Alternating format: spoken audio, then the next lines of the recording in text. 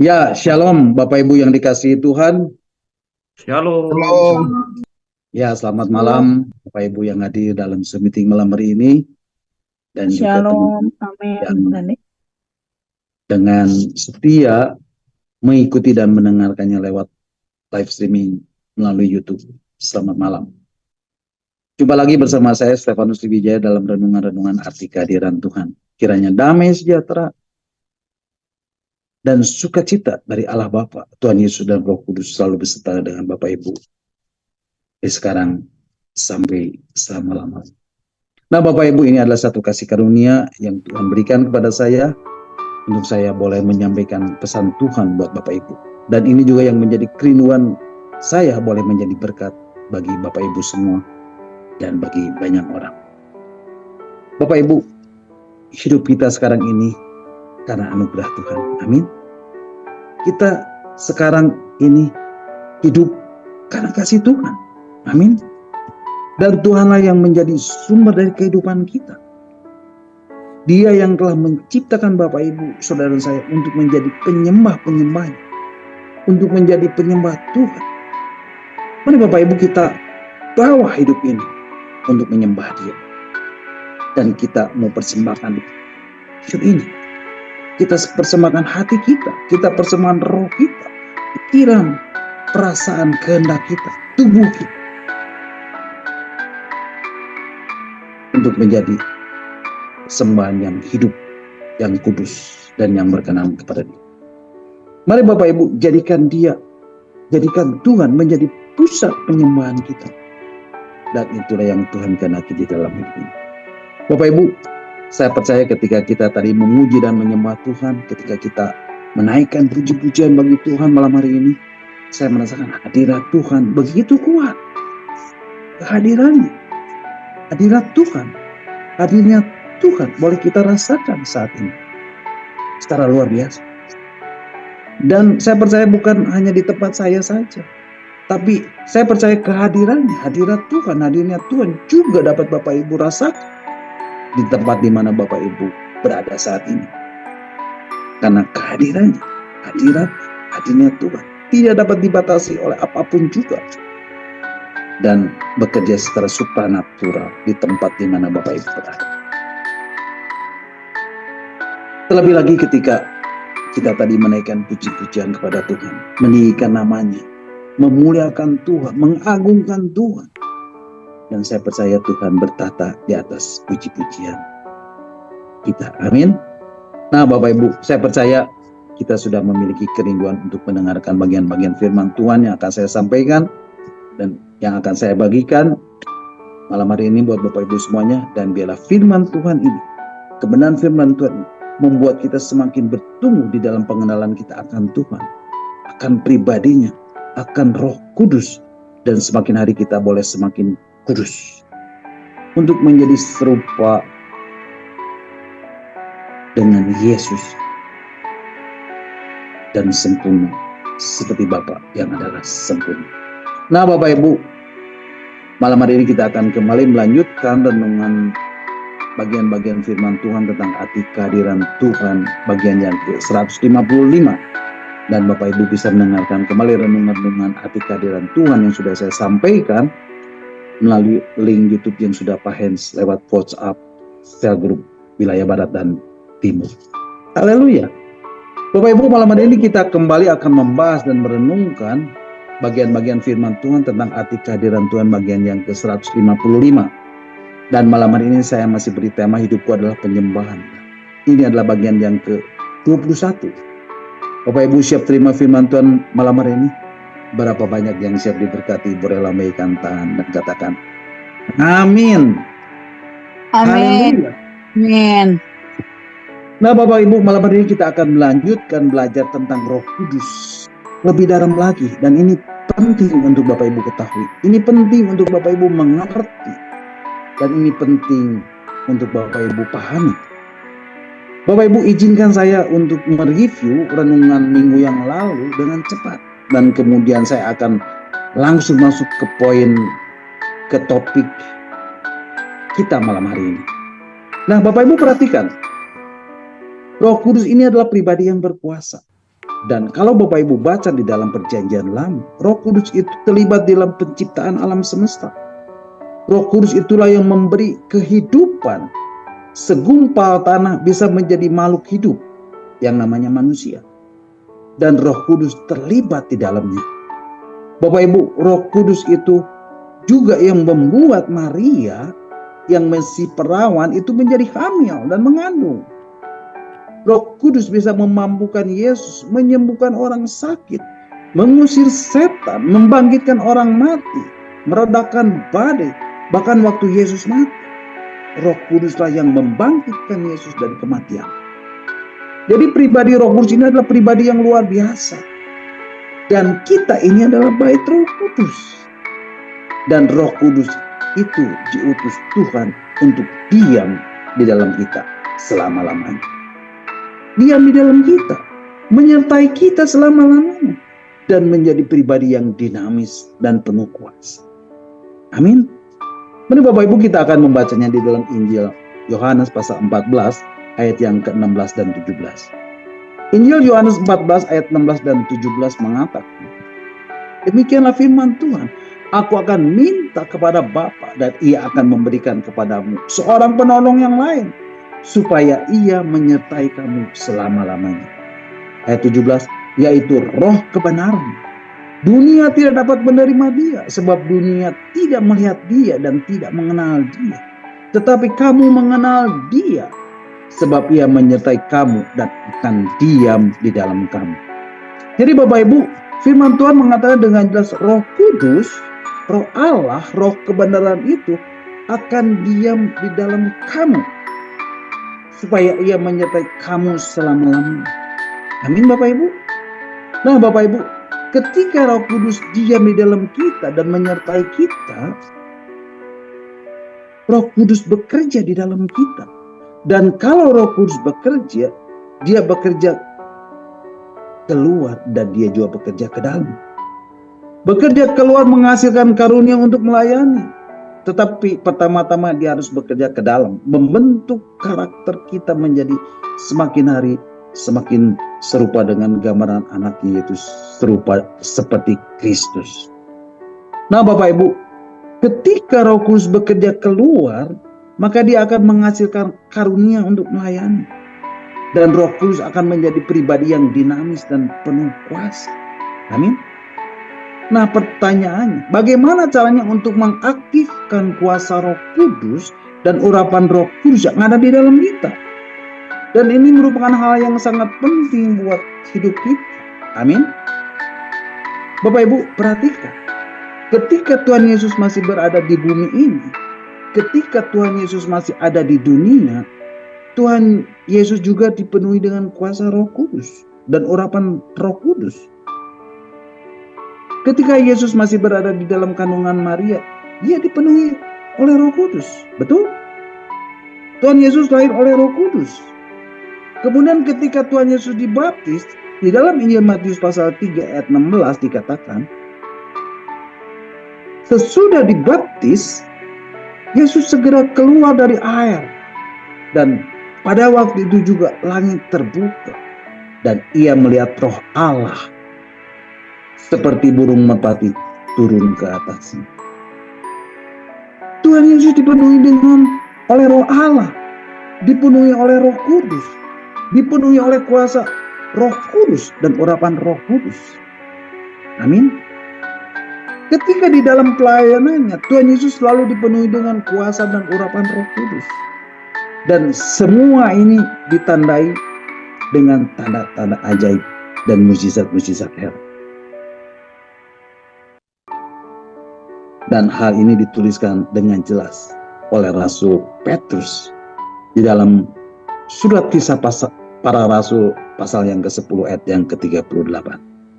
Mari Bapak Ibu kita akan membacanya. Ini tentang Yesus Bapak Ibu. Dan saya rindu Bapak Ibu boleh belajar dari Yesus. Apa yang Yesus kerjakan, apa yang Yesus lakukan. Biarlah itu juga boleh terjadi di dalam hidup kita. Bapak Ibu mau meneladani apa yang pernah Yesus lakukan selama masih ada di bumi ini? Amin. Surat Kisah Para Rasul pasal 10 ayat 38 mengatakan, yaitu tentang Yesus dari Nazaret. Bagaimana Allah mengurapi dia dengan Roh Kudus dan kuat kuasa.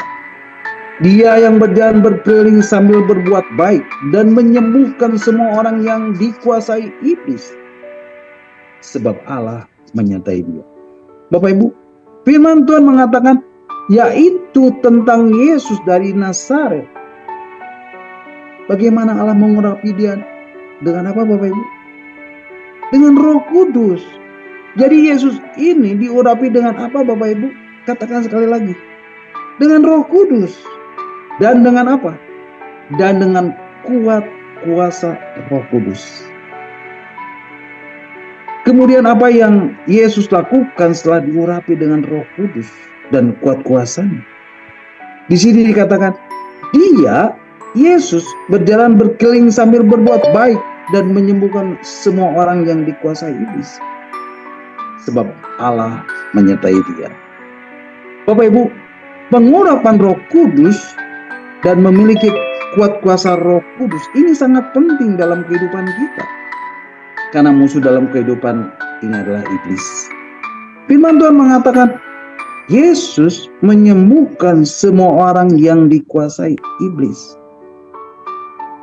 Bapak Ibu, Tuhan Yesus datang ke dunia selain untuk menebus kita dari dosa dan memberi kita hidup yang kekal. Tuhan Yesus juga datang ke dunia untuk menghancurkan kuasa dan kerajaan iblis.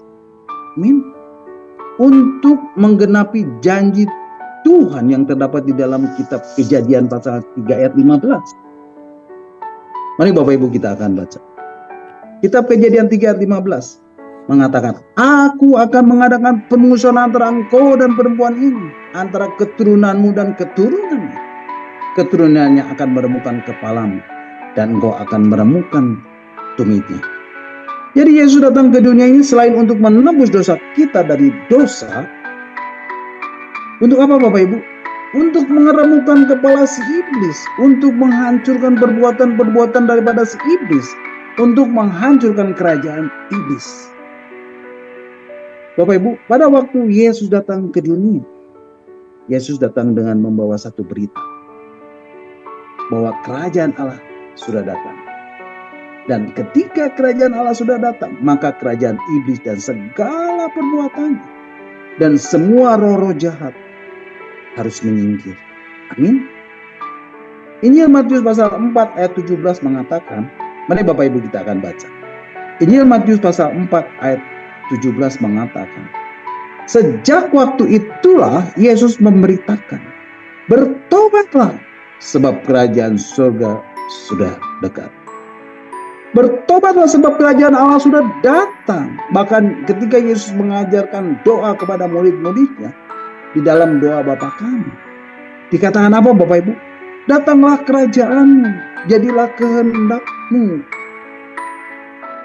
Jadi Bapak Ibu, datanglah kerajaanmu itu artinya pada waktu kerajaan Allah itu datang, kita harus tunduk kepada prinsip-prinsip daripada kerajaan Allah. Yang setuju katakan amin. Yang ngerti katakan amin. Jadi ketika kerajaan Allah datang, maka kerajaan iblis harus menyingkir. Segala pengaruh-pengaruh daripada iblis, pekerjaan-pekerjaan iblis itu harus menyingkir. Dan ini juga yang disaksikan oleh Rasul Petrus di dalam kisah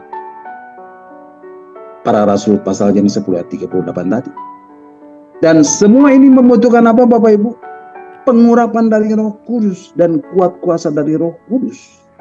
Makanya di ayat ini dikatakan, bagaimana Allah mengurapi Yesus. Dengan apa Bapak Ibu? Dengan Roh Kudus. Dan dengan apa Bapak Ibu? Dan dengan kuat kuasa Roh Kudus. Dan Yesus mau menyembuhkan semua orang yang dikuasai iblis. Amin. Bapak Ibu, Daud di dalam Mazmurnya mengatakan, di dalam Mazmur pasal 20 ayat 6 dan sampai 8. Mari Bapak Ibu kita akan membacanya. Mazmur 20 ayat 6 sampai 8 mengatakan, sekarang aku tahu bahwa Tuhan memberi kemenangan kepada siapa Bapak Ibu? Kepada orang yang diurapinya. Jadi Bapak Ibu, ketika Bapak Ibu mendapatkan pengurapan dari Roh Kudus, maka Tuhan akan memberikan kemenangan. Amin. Kemenangan ini terjadi di alam roh Bapak Ibu. Dan itu akan terrealisasi di alamnya. Yang percaya katakan amin. Kemudian dikatakan apa? Dan menjawabnya dari surganya yang kudus dengan kemenangan yang gilang gemilang oleh tangan kuasanya. Ayat 7. Orang ini memegahkan kereta dan orang itu memegahkan kuda, tetapi kita bermegah dalam nama Tuhan Allah kita. Ayat 8. Mereka rebah dan jatuh, tetapi kita bangun berdiri dan tetap tegak. Bapak Ibu, saya mau katakan begini. Kalau Bapak Ibu hidup dalam pengurapan Roh Kudus dan kuat kuasa Roh Kudus, firman Tuhan di dalam Mazmur tadi mengatakan yang pertama, Tuhan akan memberikan apa Bapak Ibu? Kemenangan dan keberhasilan di dalam setiap perjalanan hidup kita. Yang setuju katakan amin.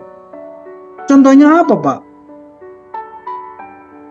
Kalau Bapak Ibu seorang bisnismen, pada saat Bapak Ibu sedang berbisnis dengan klien, dan Tuhan beri Bapak Ibu hikmat dan kuasa, maka apapun yang Bapak Ibu lakukan dibuat Tuhan berhasil. Itulah pengurapan dari Tuhan atas Bapak Ibu.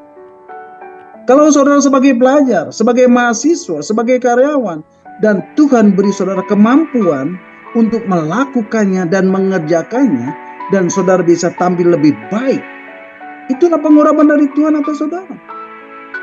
Kalau Bapak Ibu sebagai pelayan Tuhan, sebagai worship leader, sebagai penyampai firman Tuhan, dan ketika Bapak Ibu melayani, ketika Bapak Ibu menyembah, membawa pujian, menyampaikan firman Tuhan, dan itu bisa membawa kita masuk ke hadirat Tuhan, itulah pengurapan. Pengurapan Tuhan atas Bapak Ibu. Yang ngerti katakan amin. Nah, yang kedua dikatakan Tuhan menjawab doa Bapak Ibu dengan kemenangan yang gilang gemilang oleh tangan kanannya. Tangan kanannya di sini berbicara tentang apa Bapak Ibu? Berbicara tentang kuasa Tuhan. Berbicara tentang perbuatan Tuhan di dalam kehidupan Bapak Ibu. Amin. Yang ketiga saya catat di sini ayat yang ke-7. Orang ini memegahkan kereta dan orang itu memegahkan kuda. Ini adalah orang-orang dunia yang mengandalkan kekuatannya sendiri.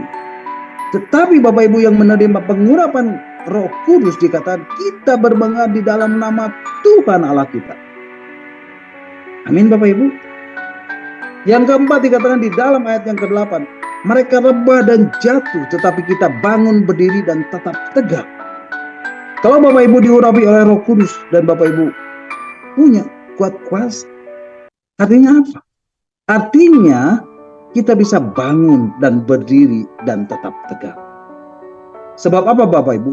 Sebab urapan dan kuasa Roh Kudus yang akan memberi kita daya tahan. Bapak Ibu, Amsal 24 ayat 16 mengatakan. Mungkin boleh ditampilkan. Amsal 24 ayat 16 mengatakan.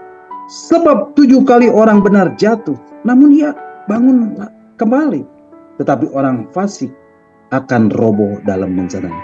Artinya apa Bapak Ibu? Artinya meskipun di dalam kehidupan kita sering kali mengalami kegagalan, mengalami jatuh bangun, tapi kejatuhan itu membawa kita satu pelajaran. Kita belajar, kita bangkit dan terus untuk bertumbuh. Saya percaya Bapak Ibu, disinilah pentingnya kita untuk meyakinkan diri kita dan berkata kepada diri kita.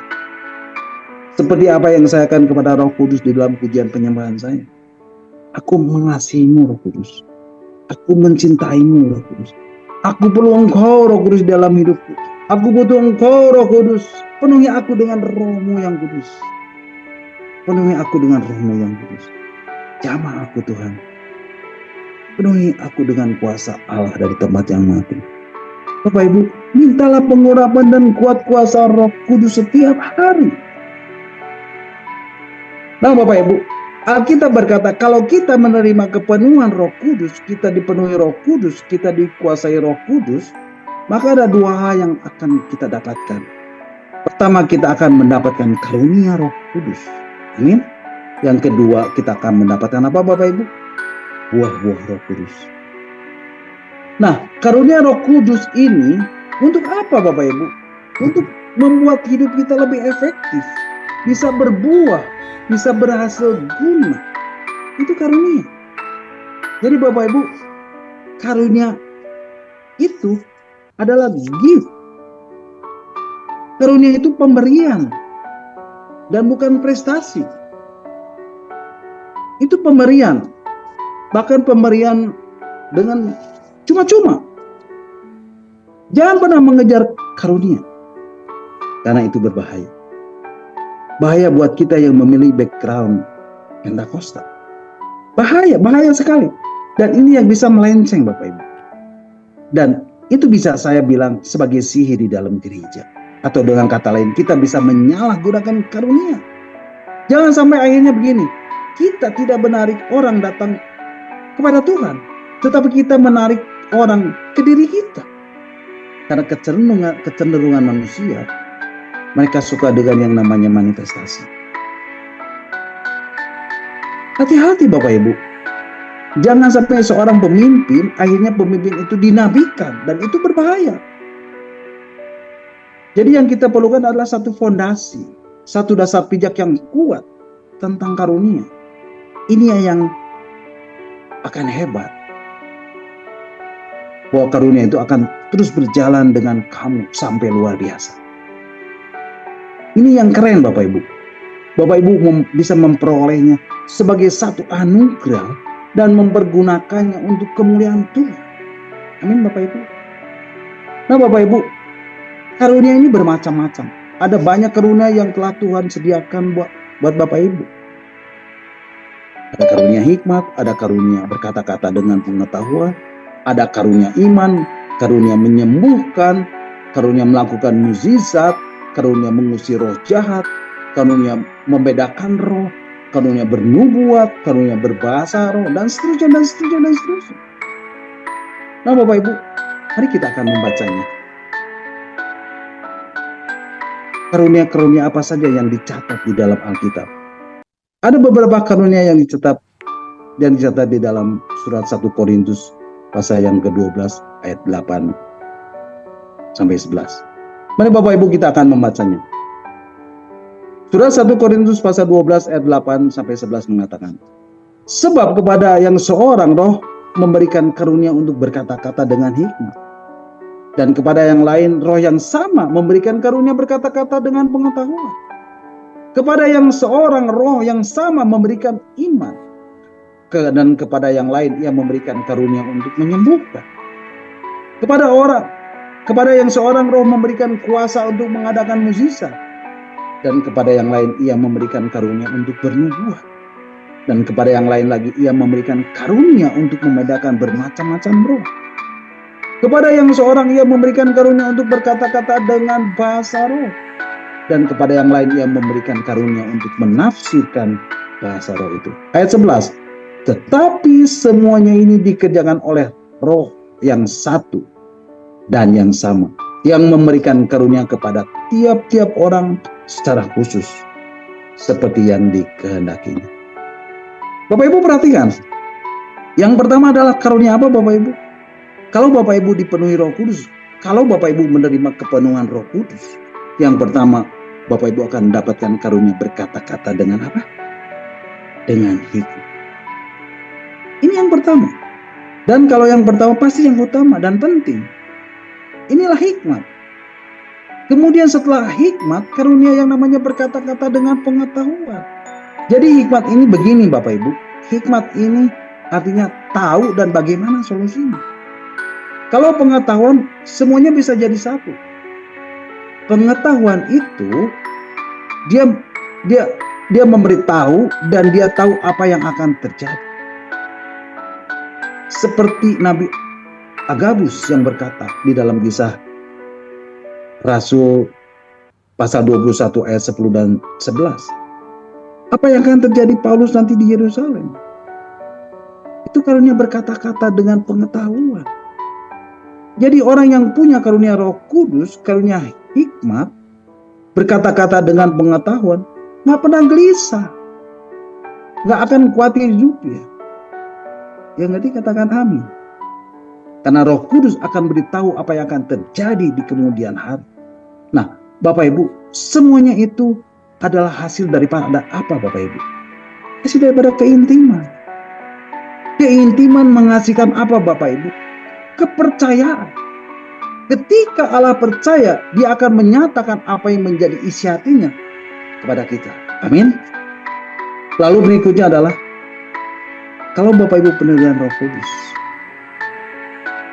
Bapak Ibu akan dapat karunia yang namanya apa? Karunia iman. Karunia iman. Karunia menyembuhkan. Karunia untuk mengadakan mukjizat. Karunia untuk bernubuat. Karunia untuk membedakan roh. Kira-kira ini orang ini kelihatannya baik ya, tapi ada sesuatu. Saudara bisa nangkep? Orang ini kasar sih, tapi Tuhan mau pakai dia untuk berkati kita. Itu karunia roh, kepekaan, ketajaman dari Roh Kudus. Kemudian karunia untuk berkata-kata dengan bahasa roh. Saudara, berkata-kata dengan bahasa roh itu namanya dorea. Tidak perlu diterjemahkan. Itu bukan karunia Roh Kudus, itu bahasa roh untuk membangun iman.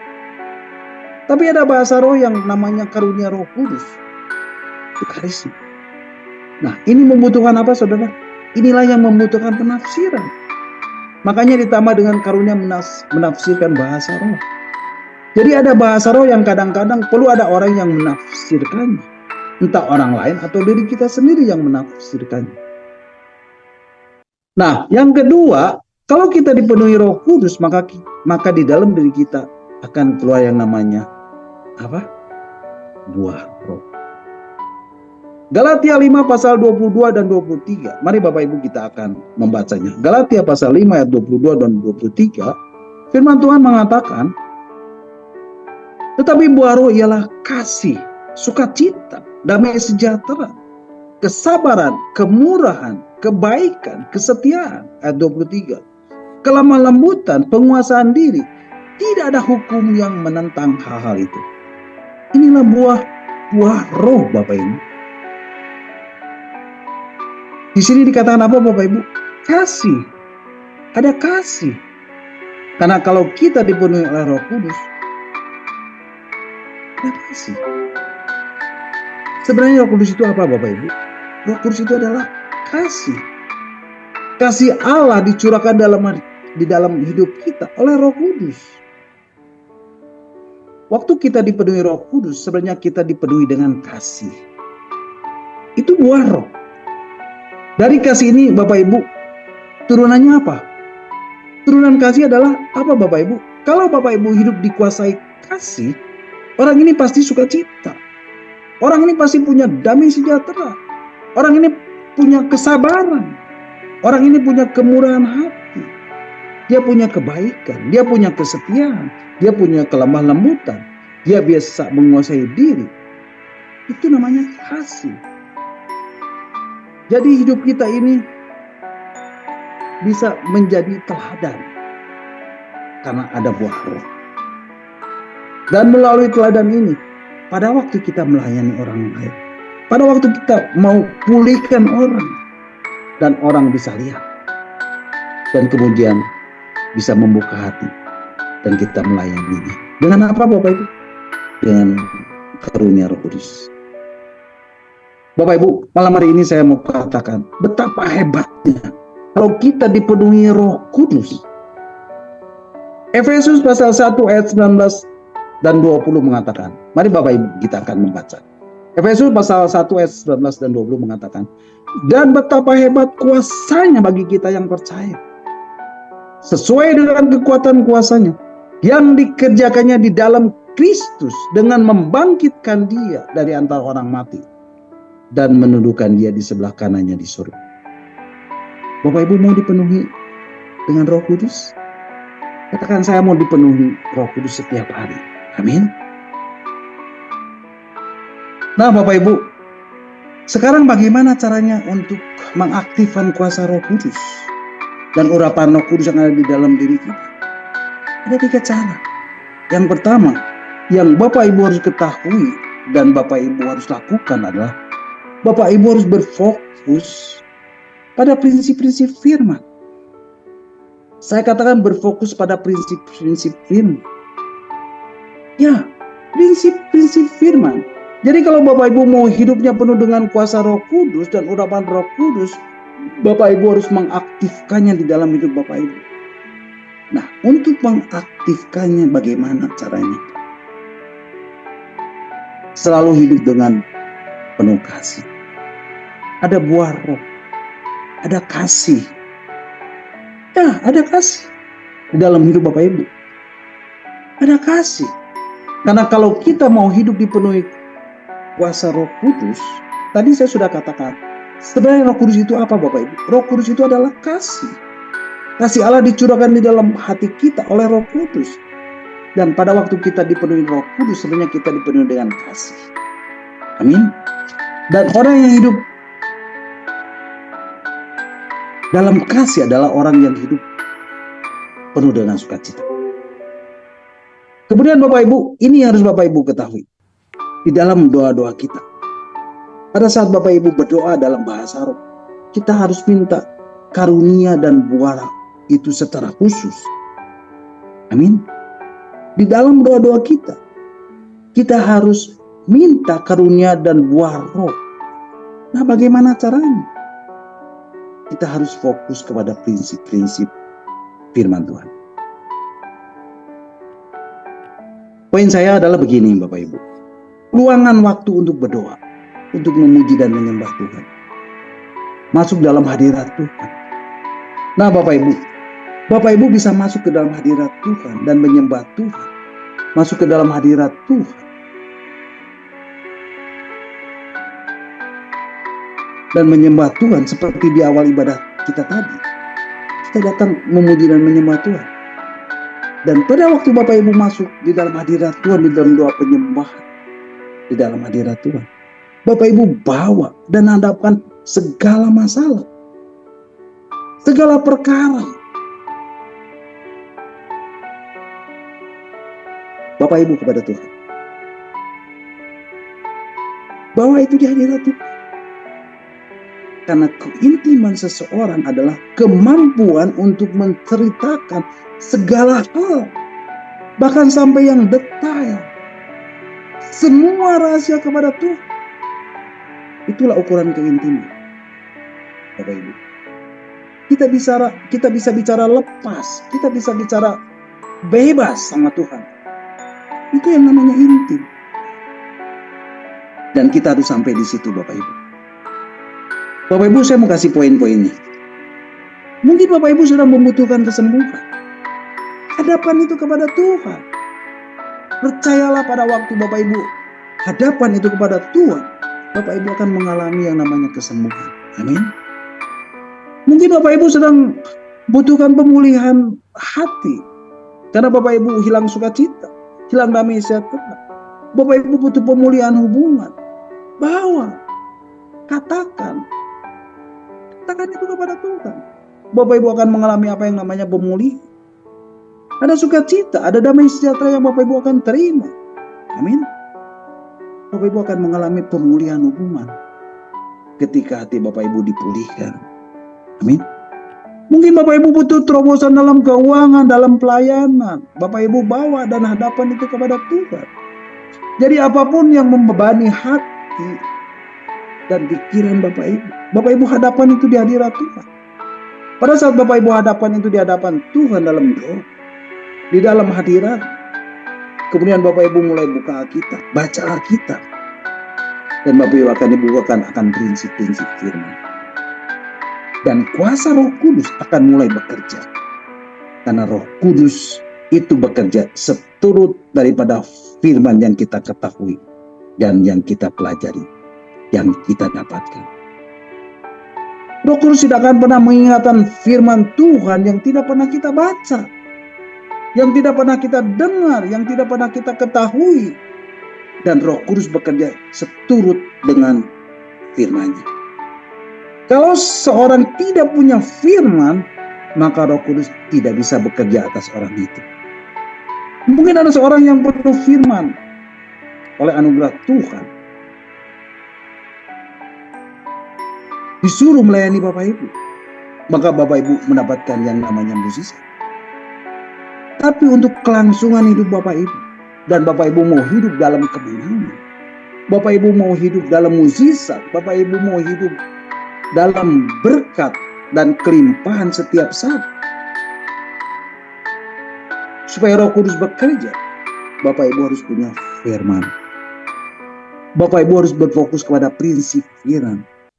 Yang mengerti katakan amin. Nah, inilah pentingnya Bapak Ibu mengetahui prinsip firman Tuhan. Bapak Ibu akan tahu dan Bapak Ibu akan temukan apa yang pernah Yesus lakukan. Misal soal kesembuhan.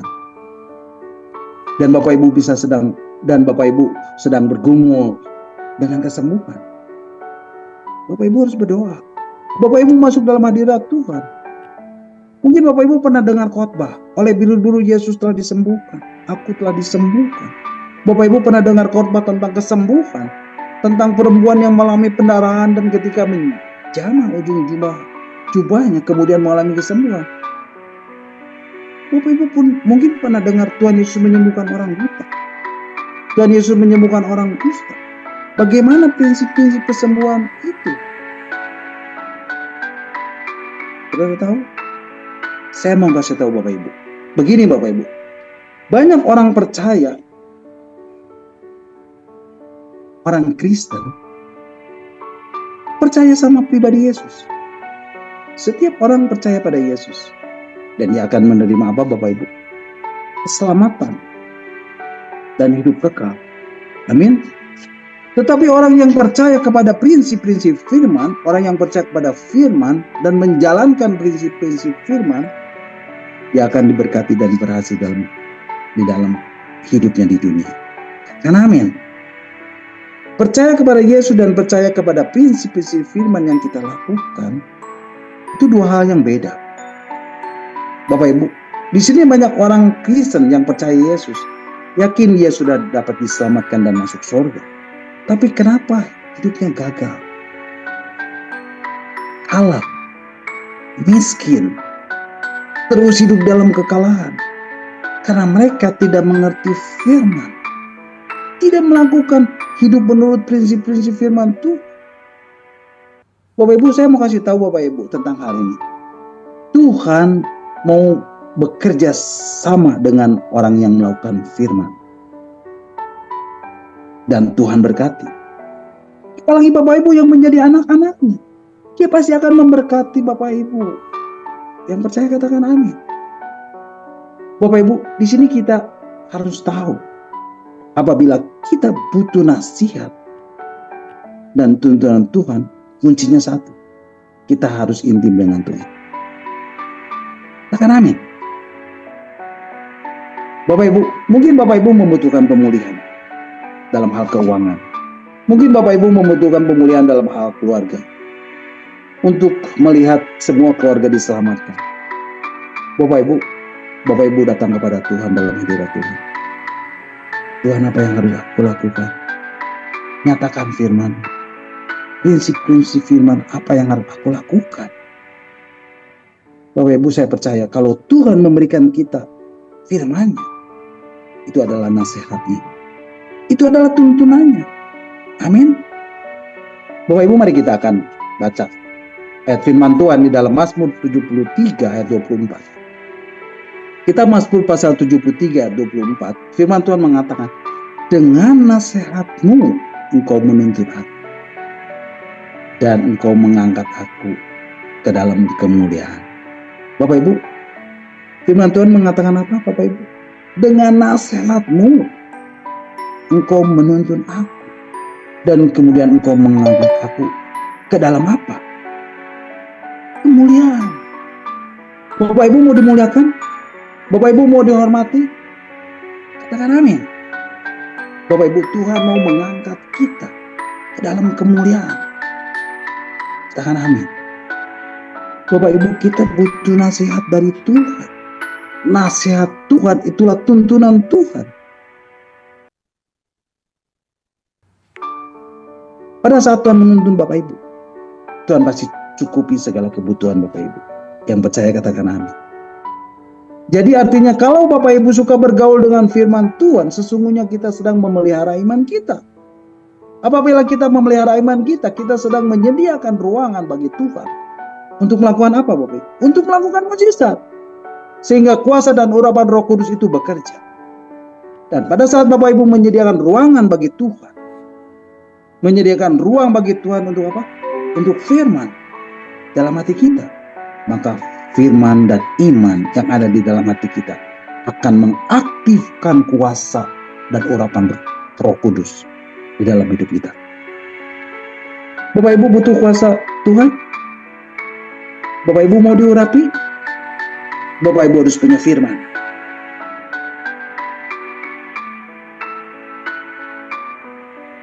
Bapak Ibu harus baca firman. Bapak Ibu harus kenal firman. Bahkan lebih dari itu, Bapak Ibu harus mengerti prinsip-prinsip firman dan melakukannya di dalam kehidupan Bapak Ibu. Pada waktu Bapak Ibu melakukan prinsip firman, maka pengurapan Roh Kudus dan kuat kuasa Roh Kudus turun atas Bapak Ibu. Banyak orang berpikir seperti ini. Diurapi itu kelojotan. Begitu istilahnya. Jatuh. Rebah. Itu manifestasi sebenarnya. Tapi pengurapan Tuhan atas hidup kita itu apa? Itu Bapak Ibu menjadi lebih tenang. Itu orang yang diurapi. Karena dia tahu. Karena dia punya roh hikmat. Karena dia punya roh berkata-kata dengan pengetahuan. Dia tahu ada karunia Roh Kudus yang bekerja dalam hidupnya. Yang ngerti katakan amin. Jadi yang pertama Bapak Ibu harus bergaul dengan firman dan berfokus pada prinsip-prinsip firman. Nah, yang kedua, kalau mau supaya kuasa Roh Kudus dan urapan Roh Kudus bekerja, yang kedua adalah harus mengekspresikan iman. Ya, harus mengekspresikan iman. Apa maksudnya mengekspresikan iman, Bapak Ibu? Mengekspresikan itu artinya, Bapak Ibu perhatikan baik-baik. Dan saya mau kasih tahu Bapak Ibu. Bapak Ibu akan tahu seseorang itu memiliki iman atau tidak memiliki iman. Bapak Ibu akan bisa kenali seseorang kuat imannya atau sedang lemah imannya. Bapak Ibu akan tahu seseorang sedang berapi-api imannya dan sedang lemah imannya. Dan Bapak Ibu bisa mengenalinya lewat apa Bapak Ibu? Lewat kata-kata. Lewat kata-kata orang itu. Melalui kata-katanya itulah Bapak Ibu akan tahu kalau dia sedang mengekspresikan imannya. Itulah yang dimaksud dengan mengekspresikan iman. Dan itu artinya dia sedang mengekspresikan imannya. Dan Tuhan sedang menunggu apakah orang itu penuh dengan firman atau tidak. Dan lewat kata-kata itulah, maka Roh Kudus akan bekerja. Karena Roh Kudus akan bekerja dalam hidup seseorang melalui firman. Jadi semakin banyak firman, semakin banyak prinsip-prinsip firman yang dijalankannya, semakin besar kuasanya bekerja di dalam hidup kita. Amin. Nah Bapak Ibu, ada satu kisah di dalam Alkitab, bagaimana seseorang mengekspresikan iman. Bapak Ibu masih ingat kisah ketika Tuhan Yesus menyembuhkan 2 orang buta yang terdapat di dalam kitab Injil Matius pasal yang ke-9 ayat 27 sampai 29. Mari Bapak Ibu kita akan membacanya. Di dalam Injil Matius pasal 9 ayat 27 sampai 29. Kitab Injil Matius pasal 9 ayat 27 sampai 29 mengatakan, ketika Yesus meneruskan perjalanannya dari sana. Bapak Ibu perhatikan. Di tengah perjalanannya Yesus bertemu dengan siapa Bapak Ibu? Dengan 2 orang buta. Bapak Ibu, 2 orang buta ini mengikuti Yesus. Dia mengikuti Yesus terus. Sambil apa Bapak Ibu? Alkitab mencatat, dia mengikuti sambil berseru-seru dan berkata, kasihanilah kami anak Daud. Bapak Ibu perhatikan. Kedua orang buta itu terus berseru-seru. Anak Daud, kasihanilah kami. Anak Daud, kasihanilah kami. Anak Daud, kasihanilah kami. Kedua orang buta itu terus mengekspresikan imannya dan terus berseru, "Anak Daud, kasihanilah kami. Anak Daud, kasihanilah kami. Anak Daud, kasihanilah kami." Jadi Bapak Ibu, ketika kita membutuhkan pertolongan Tuhan, mari ekspresikan iman Bapak Ibu dan berdoa kepada Tuhan dan katakan, "Anak Daud, kasihanilah kami. Anak Daud, kasihanilah kami. Anak Daud, kasihanilah kami." Itu artinya apa Bapak Ibu? Itu artinya Bapak Ibu sedang mengekspresikan iman Bapak Ibu kepada Tuhan. Amin.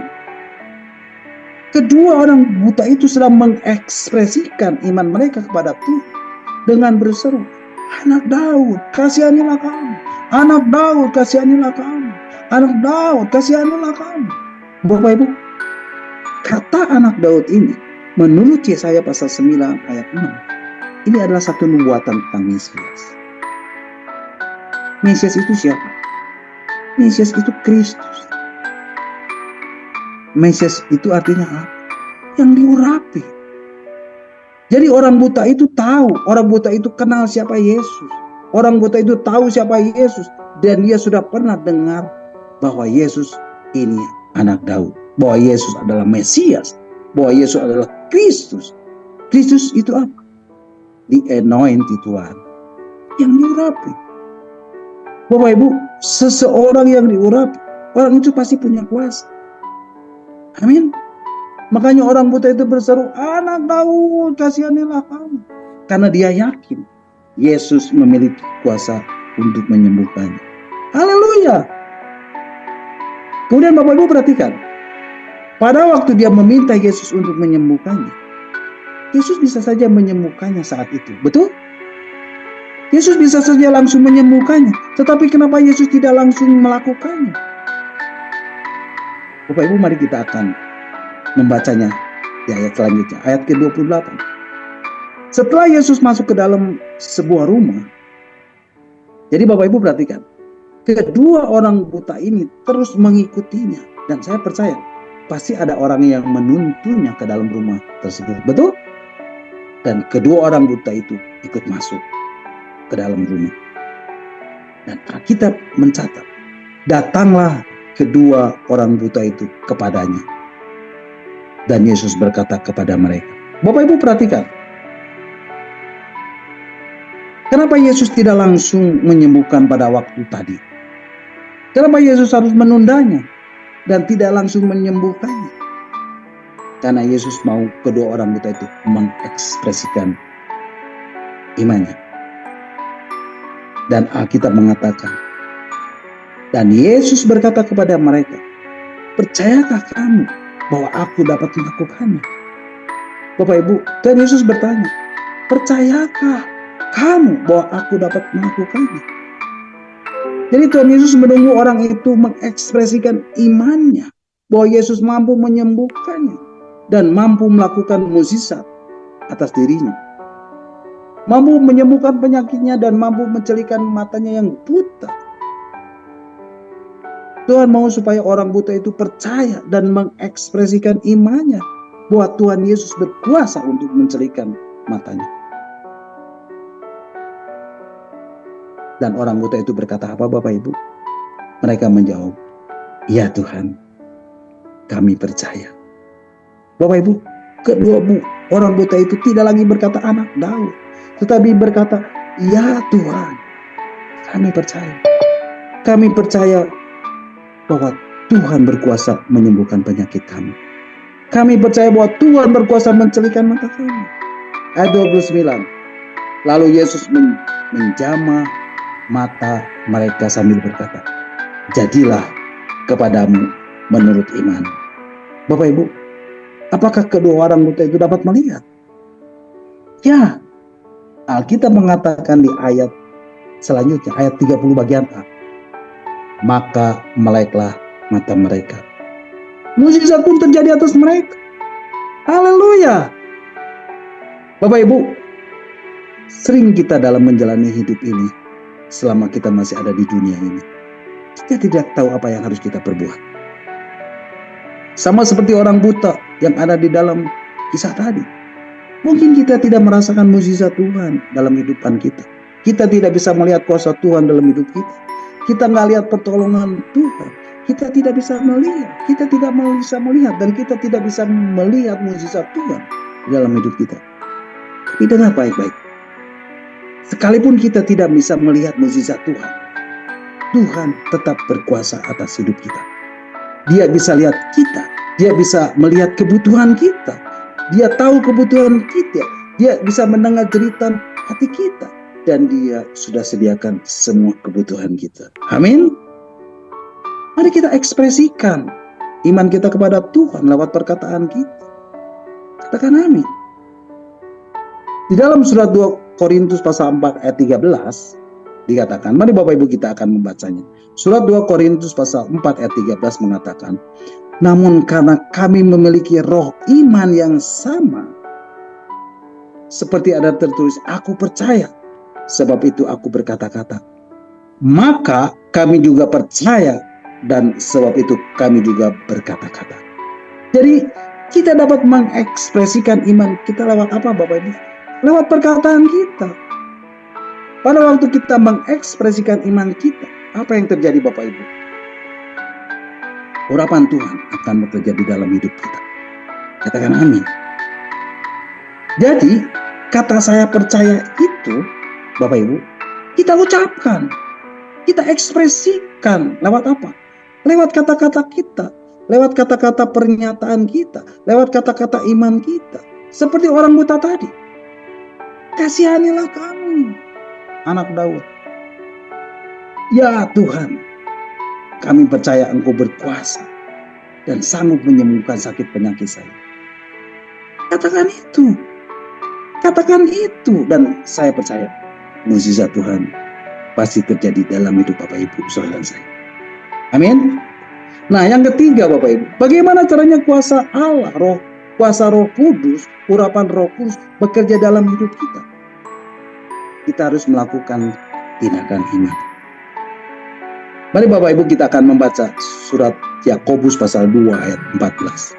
Surat Yakobus pasal 2 ayat 14 mengatakan, apa gunanya saudara-saudaraku jika seorang mengatakan bahwa ia mempunyai iman, padahal ia tidak mempunyai perbuatan?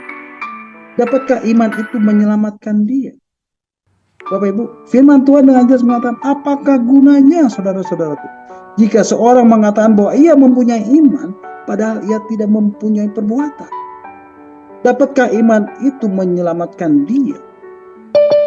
Jadi Bapak Ibu, iman itu berkaitan dengan perbuatan.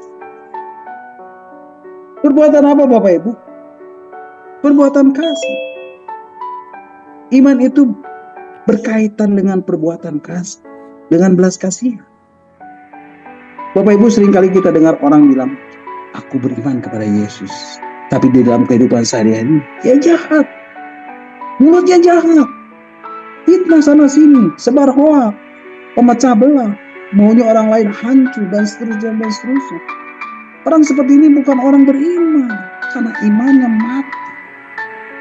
Karena iman tidak sesuai dengan perbuatannya. Jadi tindakan iman adalah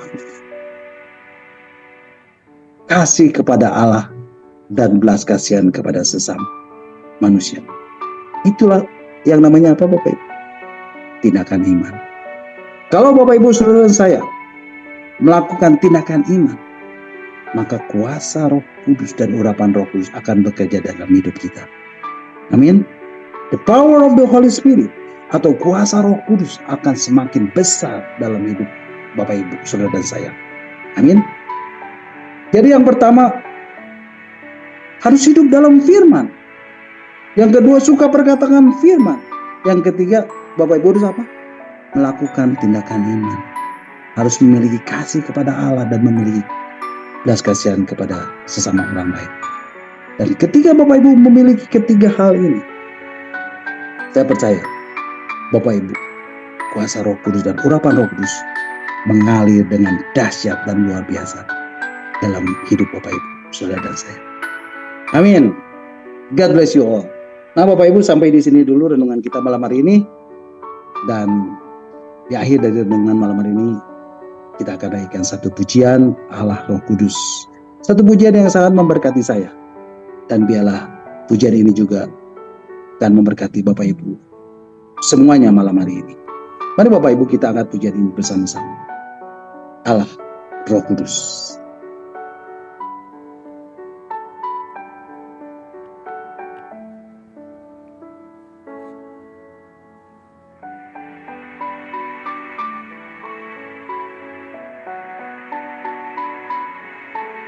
Pujian ini mengatakan, Yesus Tuhan ditinggikan, dimuliakan dan naik ke surga.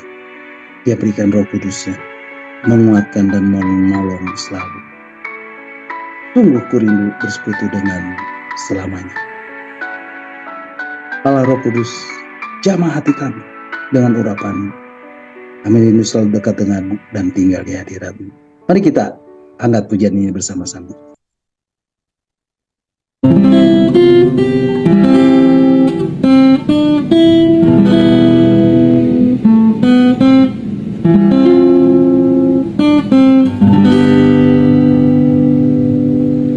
Yesus Tuhan ditinggikan, dimuliakan dan naik ke surga.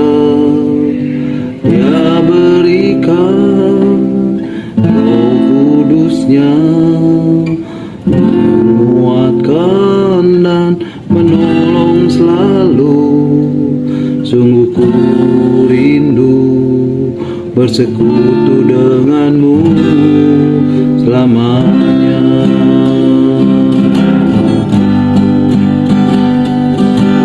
Yesus Tuhan ditinggikan, dimuliakan dan naik ke surga.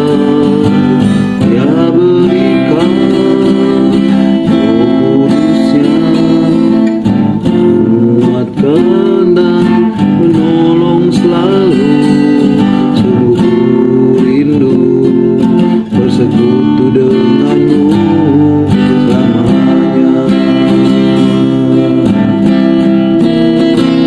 Allah Roh Kudus, jamah hatiku dengan urapan-Mu. Rindu selalu dekat denganmu, tinggal di hadirat-Mu. Allah Roh Kudus, jamah hatiku dengan urapan-Mu. Rindu selalu dekat denganmu, tinggal di hadirat-Mu.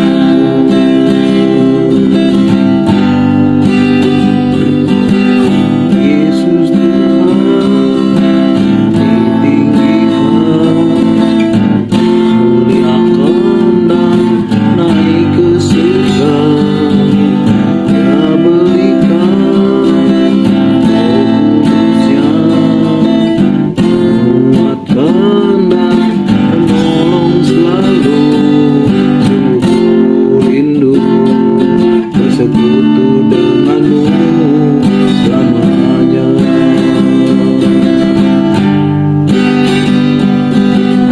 Yesus Tuhan ditinggikan, dimuliakan dan naik ke surga. Dia berikan Roh Kudus-Nya, menguatkan dan menolong selalu.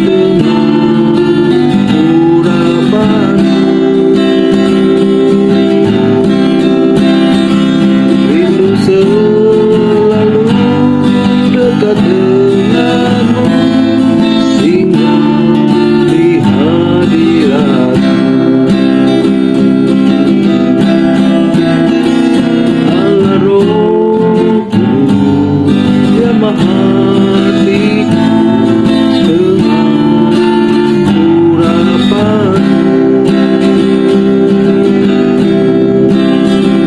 Rindu selalu dekat denganmu, tinggal di hadiratmu. Rindu selalu dekat denganmu, tinggal di hadiratmu. Rindu selalu dekat denganmu, tinggal di hadiratmu.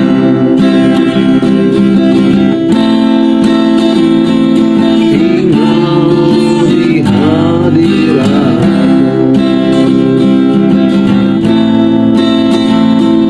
Tinggal di hadiratmu. Tinggal di hadiratmu.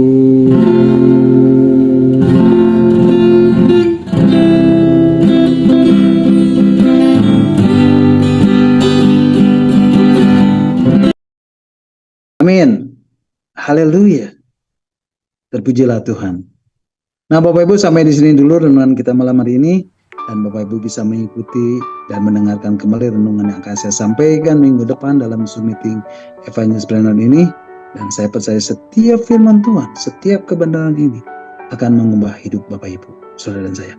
Dia adalah firman yang hidup, dia adalah firman yang kuat, dia adalah firman yang tajam, yang menembus setiap dimensi kehidupan, apapun, sekalipun, walaupun bagaimanapun hidup Bapak Ibu, saudara dan saya. Percayalah, ketika Bapak Ibu saudara saya mencari kerajaan Allah dan kebenarannya, maka semuanya akan ditambahkan kepadamu. Amin. God bless you all. Nah, silakan Bapak Ibu kalau ada yang mau menambahkan atau ada yang mau bertanya, nanti saya akan menjawabnya. Amin. Tuhan Yesus memberkati. Puji Tuhan. Mari Bapak Ibu, kita akan kembali mengucap syukur buat renungan yang sudah kita dengar dan yang sudah saya sampaikan, dan kita akan